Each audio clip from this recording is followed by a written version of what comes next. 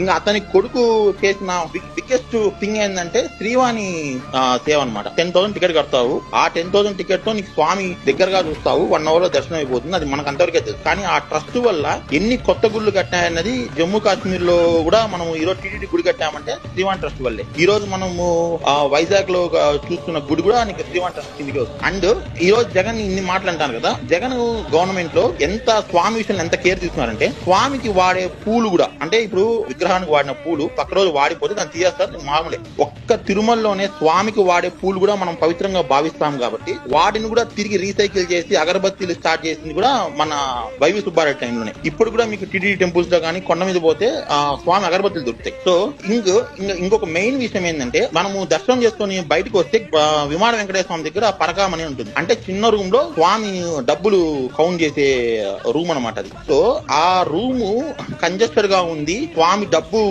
Everything ట్రాన్స్పరెన్సీగా ఉండాలని చెప్పేసి ఇదే జగన్ టైంలో పరకామణికే 4 floors బిల్డింగ్ కట్టాడు. So it was construction exact opposite Vengamamba అన్నదాన సత్రం. ఇప్పుడు మీరు వెంగమాంబకి వెళ్తే వెంగమాంబ ఎదురుగానే 4 floors బిల్డింగ్ ఉంటుంది. కేవలం పరకామణి స్వామికి వచ్చే హుండీ డబ్బులు ఎంచేదానికే కట్టిన బిల్డింగ్ అది 4 floors. సో ఈ కన్స్ట్రక్షన్ జరిగింది కూడా మీకు జగన్ టైంలోనే. సో ఇంకా మిగతా చూసుకుంటే చాలా ఉన్నాయి. కాకపోతే మనము ఈజీగా బ్లేమ్ చేయొచ్చు కాబట్టి జగన్ అనేవాడు వైఎస్ఆర్ అనేవాడు దొరికారు కాబట్టి మనం చేస్తున్నాం.